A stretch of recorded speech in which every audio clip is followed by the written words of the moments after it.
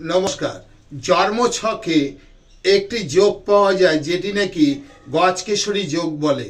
তা গজকেশরী যোগ কাকে বলে? গজকেশরী যোগ যদি বৃহস্পতি চন্দ্র এক ঘরে থেকে থাকে তাকে গজকেশরী যোগ বলে।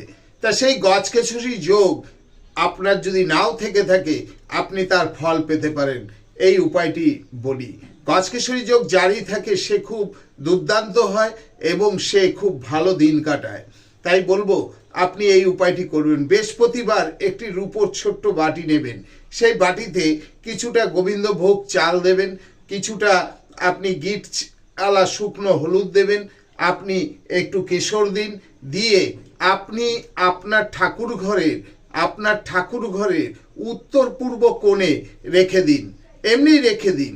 রেখে দিয়ে আপনি তারপরে দেখুন এর কি মজা। আপনার গজকেশরী